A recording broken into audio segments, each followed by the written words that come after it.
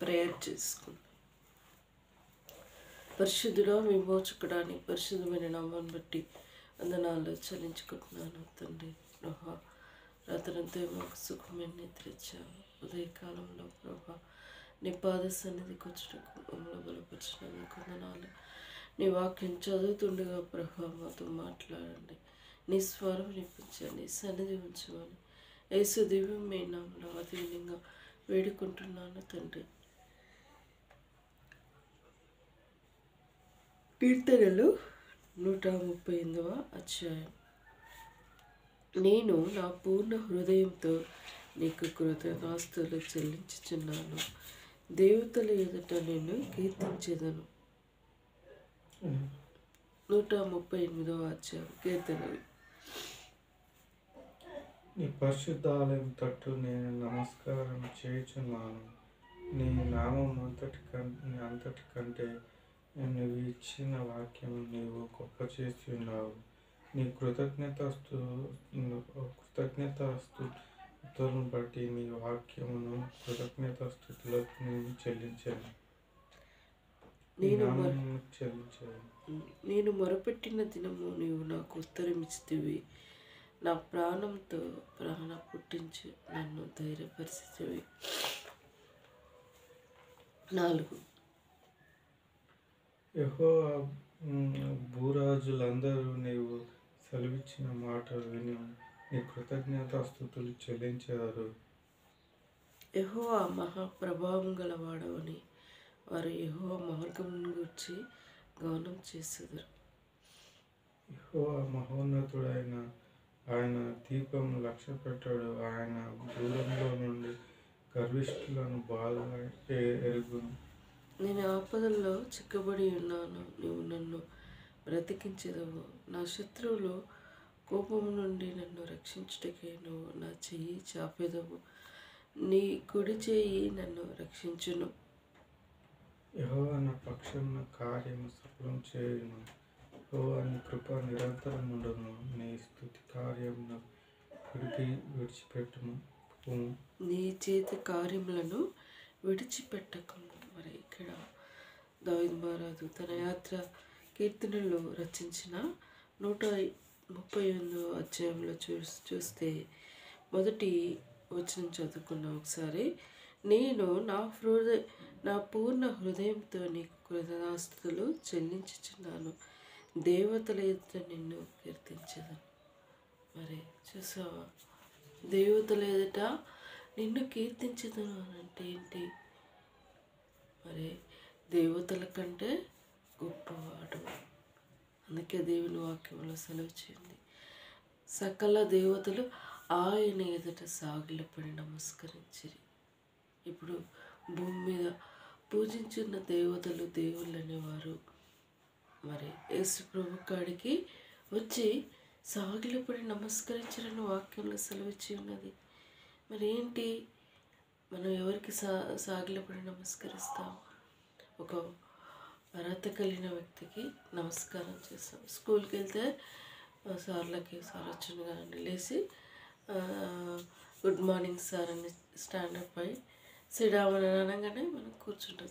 మన స్కూల్ అనుభవంలో మనం ఎవరికి అర్హత కలిగి ఉన్న వారికి సాగిలపడి నమస్కారం చేస్తాం.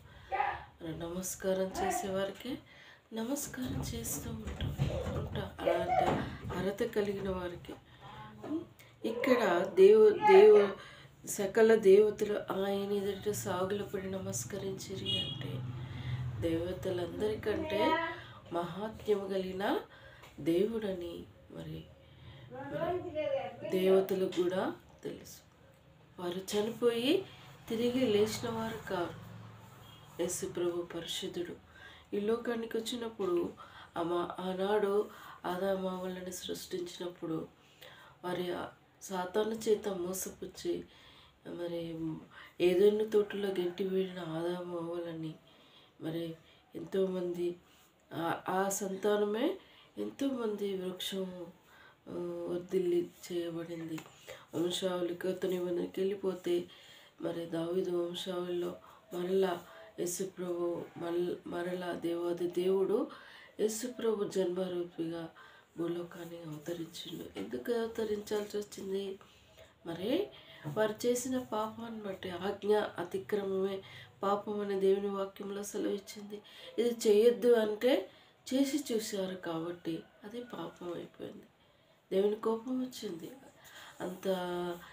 అంత ఏదేనో తోటలో చక్కగా ఆయన మరి కష్టం చేయకుండా మరి చక్కగా ఇష్టం వచ్చిన పండుని ఏదేనో తోటలో తెంపుకొని తినాల్సి వచ్చి ఇది బ్రతికిన దినాలు. మరి సాతాను అవ్వకాడికే వచ్చి అవ్వని మోసపుచ్చాను. చూసావా? ఇగో ఇది చెట్టు పండు తింటే మీరు దేవదూతల వల్లే మంచిగా అవుతారు. ఆ విషయం చెప్పకుండానే మిమ్మల్ని మోసపుచ్చాడు. అందుకోసమే తినొద్దని చెప్పారని అవ్వకి చెప్పేవారికే అవ్వ సాతాను మాట విని పోయి తెంపుకొని తిన్నది. దిగంబరాలు అయింది అమ్మటే. తన బట్టలు లేని స్థితి ఆమెకు కనబడింది. అయ్యో ఈ స్థితి ఏర్పడింది అని మరి అవ్వుకొని సపోర్ట్ చేయకుండా ఉండలే. నాకు సాటి అయిన సహకారాన్ని ఇచ్చిన ఆదాము కూడా తీసుకుపోయి ఇచ్చింది. నా బట్టలు నేను బరువెత్తులు ఉన్నానని ఆమెకి తెలిసింది. మరి ఆదాముకి మరి ఈ స్థితి ఆమె కనబడ ఈ స్థితిలో ఉన్నది ఆదాముకి అట్లా కనబడకపోయేది. ఇద్దరు తీసుకుపోయి అవ్వ పోయి ఆదాముకి ఇచ్చేసరికి ఈడేమో నాకు ఇప్పుడు ఏంటంటే ఇప్పుడు ఈ లోకరీతిగా ఏం చేయబడుతుంది అంటే కన్ను కనిపించినవాడు నిలబడితే ఏం చేస్తాడు చెప్పు? కనబడినోడు కన్ను కనిపించినవాడు ఏం చేస్తాడు? కనబడడానికి కాడికి పోయి ఇటు రారా అటు పోతున్నావు అని దారి చూపిస్తూ ఉంటాడు. అంతేనా కాదు? మరి ఆదాము తన దిగ్గర్భోత్రాలు లేడు. మంచిగా దేవుని స్వరూపంలోనే ఆయన అక్కడ ఉన్నాడు. అవ్వ మోసపుచ్చబడింది కాబట్టి అవ్వ మరి ఈ దేవుని స్వరూపంలో సృష్టించిన ఆదాము ఈ పాపం ఈ దిగర్భంతులో ఈ పాపంతో ఉన్న ఈ స్త్రీ ఆదాము దేవుణ్ణి చూడలేకపోయింది. కానీ వెళ్ళింది ఆదాము కాడికి వెళ్ళి, ఇదిగో ఈ పండు కూడా నువ్వు తిను, బాగుంటుంది, నేను తిన్నాను అని చెప్పేవారికే తిన్నాను. వాళ్ళిద్దరు దిగంబరతులు అయిపోయి ఇక మనము చిన్నపిల్లలు అయితే చిన్నవాడు మన ఇంట్లో చిన్నవాడు ఏం చేస్తుంటాడు? అరే షేమ్ పిల్ల అవుతుందిరా అంటే షేమ్ అని వచ్చి బట్టలు వేసుకొని పోతూ ఉంటాడు. చిన్నపిల్లలకి వారికి ఏం తెలియదు దిగంబర. అందుకే తల్లి గర్భంలో మనము దిగంబరంలో వచ్చినాము. అట్లా మనం కూడా దిగంబరంలో మనం వెళ్ళిపోతాం భూమి మీదకి వచ్చినాక చనిపోయినాక. అని ఆ దిగంబరత్వంలో ఒక వయసుకు వచ్చినాక అట్లా బట్టలు తిరిగితే ఏమంటా తెలుసా? వీడు వైడు పని చేయట్లేదు, కూర్చుని ఏంట్రా అని పక్కకి దారికి అట్లా వెళ్ళిపోతూ ఉంటాం. బస్ స్టాండ్లో మనం చూస్తూ ఉంటాం కదా, వాళ్ళు కూర్చునిపోయి బట్టలు శరీరం కనిపించుకుంటూ వెళ్తారు. వాళ్ళని పట్టించుకోరు, వాళ్ళ కాడికి వెళ్ళారు. ఎందుకంటే వాళ్ళ మైండ్ పనిచేయదు, దిగంబరతులే. మనం అదే మంచిగా ఉండి ఇట్లా బట్టలు దగ్గర తిరిగితే ఈయనకి వచ్చిన వేసి కొడతారు, తిడతారు. మన ఇంట్లో అంటారు, ఇక్కడ కట్ చేస్తున్నావు ఎదురా, బయటికి లోపల అట్టనే ఉంటారు. అలా చూడలేరు, ఎవరైనా చూడలేరు. అది మనకు ఆ క్షణం అందే సిగ్గు అనేది ఏర్పడుతూ ఉంటారు. అందుకోసమే వాళ్ళు ఎంబటి వాళ్ళు దిగంబరలే సిగ్గుతో మరి కచ్చడలు. ఇప్పుడు మన ఇంటికగా మరి ఒక చెట్టు ఉంది. ఏ చెట్టు అది? టేక్ చెట్టు. దాని ఆకులు ఇంత పెద్దగా అవుతుంది. అప్పట్లో కూడా చెట్లకి ఆకులు పెద్దగా ఆకులు ఉంటాయి. ఇట్లా ఆకులు కచ్చడాలు చేసుకొని కుట్టుకొని తన దిగుబరతను కప్పుకొని ఉన్నారు. యథావిధంగా సాయంకాలము దేవాది దేవుడు ఆదామా అని పిలిస్తే ఆదాము భయపడతాడు, రాలేదు. మరలా పిలుస్తూ ఉంటాడు. అయ్యో దేవా మేము ఇక్కడ ఉన్నాం, మేము దిగంబరులై ఉన్నాం, నీ ఎదుటికి రాలేకపోయి ఉన్నాము అంటే ఇక ఎవరు మీకు దిగంబరులని చెప్పారు అంటే అన్నీ చెప్పుకుంటూ వస్తాం. దేవుడు అక్కడ కోపం వచ్చి ఇక ఉండకండి, ఇదే తోటలో మీరు ఉండకండి, వెళ్ళగొట్టి ఆ ఏదేని తోటలోకి కడ్డు జాలలు కాపలా వచ్చాడు. నువ్వు మరి ప్రయాసంతో నీ పిల్లల కోసం ప్రయాసపడతావు, కష్టం చేస్తావు. నీ భార్య ఎదురు నువ్వు వాంఛ కలిగి ఉంటావు, నువ్వు అవకేమో ప్రయాసంతో పిల్లలకు కానీ చేస్తావని ఇలా వారి సంతానం ఇలా వర్తిల్లుకుంటూ వచ్చింది. కొత్త నిబంధన కాలానికి వచ్చేవరకే ఎక్కువ నోవహు కాలానికి వచ్చేవరకు ఒక తరం నాశనం అయిపోయింది. నోవహు తరములో ఆయన ఒక్కడే నీతిమంతుడే ఉండి నువ్వు ఒక ఓడను సిద్ధపరచుకో. ఈ జనాలు చెప్పినట్టు వింటలేరు, వాళ్ళు వేరే దేవతలు మొక్కుతున్నారు, వీళ్ళందరినీ నాశనం చేస్తారు అంటే 40 ఓడను సిద్ధపరచుకున్నాడు. ఆ నోవహు కుటుంబం ఒక్కడే రక్షణలో కాపాడబడి అలా విస్తరింపబడిన తర్వాత దావీదు వంశాలు 14 తరములకు వచ్చినాక దేవుడు మళ్ళా ఈ పాపం పోవడానికి ఎవరి తరం అవుతుంది? మళ్ళా భూమి మీద అందరు పాపంతో జన్మించబడాలి. మరి పాపం పోవాలంటే పరిశుద్ధమైన రక్తం కావాలి అని మరి నేనే నా కుమారుని భూమి మీదకి పంపిస్తానని మరి గుర్తెరిగి ఆయన దావీదు వంశాలలో మరి అమ్మ ఎంత నీతిపరులు అయి ఉండొచ్చు. మరి ఏమో గర్భాన్ని ఎంచుకున్నాడు. వాళ్ళు ప్రదానం చేయబడారు యోసేపుకి. మరి ఏమో ప్రదానం చేయబడి అంటే పెళ్ళికి ముందు చేయబడింది ప్రధానం అని ఇంత చేసేవాడిది. ముందే ప్రెగ్నెన్సీ అయితే ఇదిగో నీకు పరిశుద్ధ ఆత్మ ద్వారా నేను మరియమ్మకి నేను జన్మిస్తాను, నేను మరియమ్మ కడుపులో జన్మిస్తాను అని దేవదూత వచ్చి చెప్పినప్పుడు ఆయనకు నువ్వు కుమారుడు అని యేసు అని పేరు పెడతావు, ఆయన లోకరక్షకుడు అని చెప్పబడితే ఆ కళ్ళ స్వప్నం ముందు ఆయన లేచి మళ్ళా నమ్ముకుంటే రహస్యమందు ఆమెను విడనాడి విడిచిపెట్టాలని చూస్తాడు. మళ్ళా దర్శనం ఇస్తాడు, అలా చేయకు అని చెప్పి దేవుడు నోరు కట్టేసేస్తాడు. అప్పుడు మళ్ళా జన్మించినాక యేసు వాళ్ళు జన్మించినాక ఇతనికి ఏం పేరు పెట్టాలని చెప్తే పలకవి తీసుకురాపోని చెప్తే యేసు అని చెప్పేవరకే ఆ పేరు రాసేలోపే ఆయన నోరు వస్తుంది, మాట్లాడేది వస్తుంది. చూసావా ఇలాంటివి జరిగినాయి, ఇలాంటి అద్భుతమైన కార్యాలు జరిగాయి. ఇక్కడ కూడా దేవుడు మరి సకల దేవతలు ఆయన అయితే సాగులు దేవతలు ఎదుట నిన్ను కీర్తించదును అని చెప్తూ వస్తున్నాడు దావీదు మహారాజు. కీర్తించే ప్రభావం కలిగిన దేవుడు. మరి సకల దేవతలు ఆయన ఎదుట సాగిలపడి నమస్కరించారు. ఎంత అర్హత కలిగి అంటే వారందరూ ఇప్పుడు పూజించబడిన వారందరూ ఆయన సాగిలపడి నమస్కరిస్తారు. అంత గొప్ప దేవుని కలిగి ఉన్నామంటే మనం ఎంత ధన్యులం మనం.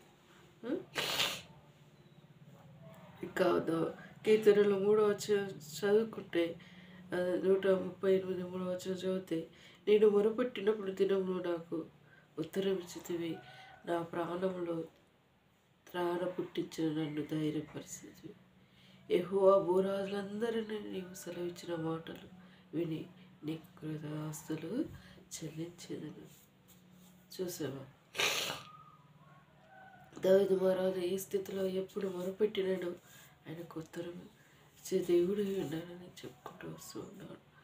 మరి అంతేకాదు లాస్ట్ వచనం చూసుకుంటే, యెహోవా నా పక్షంలో కార్యం సఫలం చేయును, యెహోవా నీ కృప నిరంతరం ఉండును, నీ చేతి కార్యములు విడిచిపెట్టకుము, నీ చేతి కార్యములు విడిచిపెట్టకుమని.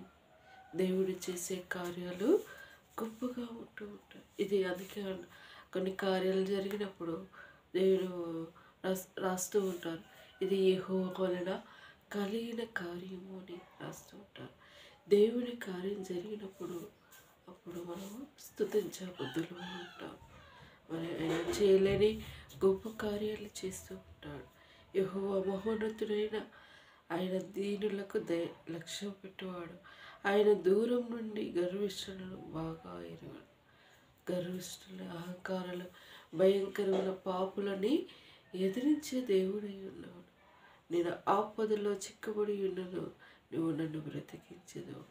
నా శత్రువుల కోపం నుండి నన్ను రక్షించుటకి నువ్వు నాకు చేయి చాపెదవు, నీవు నీ కుడి చేయి నన్ను రక్షించను. దేవుడు చూసేవా, ఆపదలో రక్షించేవాడు, మన స్థితిగతులు ఆలోచించేవాడు. నువ్వు నన్ను రక్షించే దేవుడు అని దావీదు మహారాజు చెప్పుకుంటూ వస్తూ ఉన్నాడు. మన జీవితంలో కూడా ఆయన రక్షించే దేవుడు, కాపాడే దేవుడు, మన ద్వారా వచ్చే మహిమను దుష్టుడు దొంగిలించకుండా ఆయన కాపుదల ఉంచే దేవుడు. మనుషులు ఈ లోకంలో మన మేలును ఓర్వలేని వారు, మన మంచి ఉంటే తట్టుకోలేని వారు. ఈ లోకంలో ఎంతో భయంకరమైన మనుషుల మధ్య మనం జీవిస్తూ ఉన్నాం. తెలుసా, బయటకు ఒక తీరుగా ఉంటారు, లోపల ఒక తీరుగా ఉంటారు. మనం మంచిగా మాట్లాడుతున్నారు అనుకుంటాం, కానీ వారి హృదయంలోని వచ్చే మాట వచ్చి అంతవరకు మనకు తెలియకూడదు, మనం గ్రహించలేము. మనం చేసే దుర్మార్గం పనులు అది మనం అనుభవించేంత వరకు, వచ్చే వరకు, చూసేంత వరకు మనం గ్రహించలేము. కానీ దుష్టుల నుండి కూడా మనం కాపాడే వాడని దేవుడు వాక్యంలో సెలవిస్తున్నాడు. దేవుడి మాటలు దీవించి ఆశ్రయించుగాక. మరి లాస్ట్ వచనము, యెహోవా నా పక్షంలో కార్యము సఫలం చేయును, యెహోవా నీ కృప నిరంతరం ఉండును, నీ చేతి కార్యములు విడిచిపెట్టకు. నువ్వు చేసే కార్యాలు దేవుడు విడిచిపెట్టడని ఈ ఉదయకాల సమయంలో నన్ను హెచ్చరిస్తే ధైర్యపరుస్తూ ఉన్నాడు. దేవుడి మాటలు దీవించి ఆశ్రయించుగాక. ప్రార్థించుకుందాం. జలుబు వాతావరణము చాలా ఎక్కువ. పరిశుద్ధుడా, విమోచకుడా, నీ పరిశుద్ధమైన నామమును బట్టి వందనాలు చెల్లించుకుంటున్నాను తండ్రి. ఈ ఉదయకాల సమయంలో దేవా నీ పాద సన్నిధికి వస్తున్నాను. నా దేవా, తల్లి వచ్చినను, తండ్రి వచ్చినను, ఎవరేమి చేసినను ప్రభా, మా ఏళ్ళ కలిగి ఉన్న ఉన్నత దేశం నువ్వు నెరవేర్చే దేవుడు కొందరు దావీదు మన జీవితంలో ప్రభా అయినా మరి తను దేవతల ఎదుట నేను కీర్తించదనని చాటి చెప్తూ వస్తూ ఉన్నాను ప్రభా. తనకు ఎన్నో శోధనలు, వేదనలు, బాధలు, దేవ అపాయములు, కీడులు సంభవించినను యెహోవా నా చెయ్యి విడిచిపెట్టలేదు, నన్ను రక్షించే దేవుడని దావీదు మహారాజు చెప్పుకుంటూ వస్తూ ఉన్నాడు. అంతేకాదు ప్రభా, ఈ కార్యం యెహోవా వలన జరిగిందని చెప్పుకుంటూ వస్తూ ఉన్నాడు. దగ్గరలైనా మా భవిష్యత్తు, మా ప్రణాళిక నువ్వు ఏర్పాటు చేసే దేవుడు ప్రభా.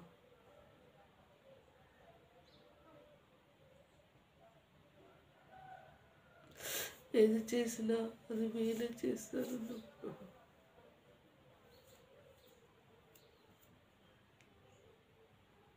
ఈ ఉదయకాల సమయంలో నీ పాద సన్నిధికి వస్తున్నా. నాకున్న అక్కరలు నీ వైవశ్యంలో తీర్చమని ప్రార్థిస్తున్నాను.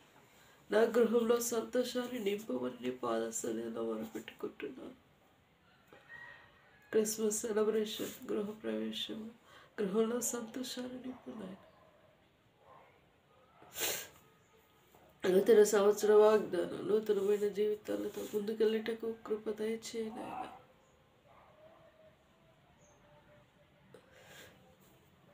దయగలేవా మరి ప్రార్థిస్తున్నాను. నా అక్కరలు నీ వశంలో తెచ్చాను ప్రభా. మరి ప్యాకేజ్ ప్రేమతో పంపించిన ప్యాకేజ్ 20,000 నువ్వు నాకు సహాయపడవు, మిగతా మనీ సహాయపడవని నీ పాద సన్నిధిలో పెట్టుకుంటున్నాను.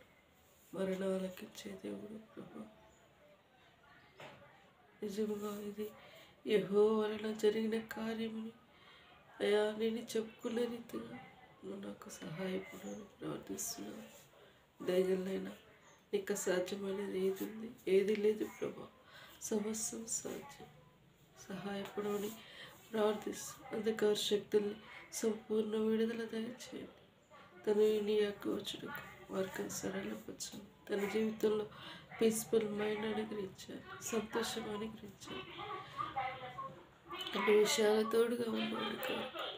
అంధకార శక్తుల్ని నజరేయుడు యేసు నామములో నిన్నే కొనియాడుతూ పూజిస్తూ ఆరాధించుకుంటూ ఇది యెహోవా వలన జరిగిన కార్యమని నేను ధైర్యంగా చెప్పుకుంటా. లాస్ట్ వచనంతో నువ్వు మాట్లాడవు ప్రభువా.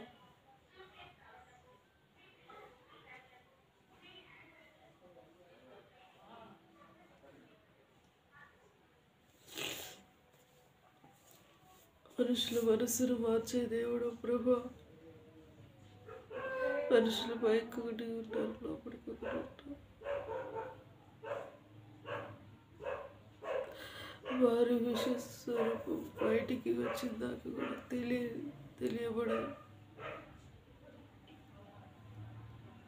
కానీ దేవా, మనుషులు మనసును మార్చే దేవుడు. మీ తమని అరేంజ్ అవటకు మార్గం సరళపరచండి. ఎవరి ద్వారా ఈ కార్యం జరగాలని ఉద్దేశమే ఉండదు. మనీ అరేంజ్ అవుటకు మార్గం సరళపరచండి. తను 5,000 ఇస్తానన్నాడు ప్రభా. ఆ విషయంలో సహాయపడండి. తనకు అరేంజ్ అవుటకు కృప దయచేయండి. సౌజీ కూడా మరి తన పేరెంట్స్ అడిగారు, ఎన్నో విధాలు ఆలోచిస్తూ ఉన్నారు ప్రభు. వారి ద్వారా నాకు వచ్చే అమౌంట్ అంటే వారికి నువ్వు మంచి మనసును అనుగ్రహించండి దేవా. 20,000 ఇంపాసిబుల్ ప్రభా. 50,000 సెండ్ చేసి తీసుకెళ్తానని చేశాను ప్రభా. అది కూడా మరి ఏ ఎయిర్పోర్ట్లో ఉందో ప్రభా, ఆ విషయంలో సహాయపడండి. నేను వెళ్ళి తీసుకోవాలి కాబట్టి నాకు ముందుగా ఉండండి. తన ప్రేమతో పంపించాడు. తన ప్రేమకు నేను ప్రతిరాలే సహాయపడి 20,000 సహాయం చేశాను. ఇంకా మిగతా కూడా సహాయపడమని ప్రార్థిస్తాను. ఇరువురిని ఇది యెహోవా వలన జరిగిన కార్యమని అడిగిన రీతిగా కార్యం జరిగించమని ప్రార్థిస్తున్నాను. పీస్ఫుల్ అనుగ్రహించాలి, సమాధానం దయచేయండి. తన ఎక్కడ నడిపించండి ప్రభా. కరెక్ట్ అడ్రస్ నేను కనుక్కొని మరి అడ్రస్ సెండ్ చేయట్లో మార్గం సరళపరచండి.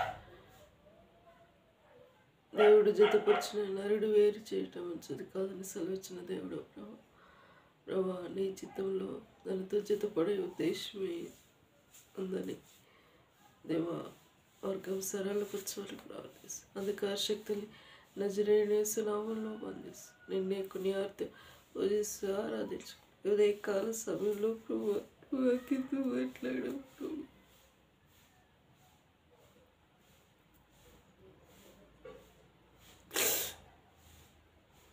యెహోవా వలన కలిగిన కార్యం నాతో మాట్లాడిన తండ్రి మరి స్తుతిస్తూ నిన్నే కొనియాడుతూ పూజిస్తూ ఆరాధించుకుంటూ నా కుటుంబాన్ని పేరు పంచకుండా జ్ఞాపకం చేసుకో. ఇంట్లో స్థుతి కలిగి ఉండాలి. ఇంటికి పేటేపియాలి ప్రభా. మందిరానికి వాక్యాలు రప్పాలి. మిగతా పనులని నీ వర్షంలో తెచ్చు తోడుగా ఉండమని కోరుకుంటూ అంధకార శక్తులు నజరేయుని యేసు నామములోనే బంధిస్తున్నాం. ఈ నామానికి మహిమ తెచ్చుకో, ఘనత ప్రభావం పొందు.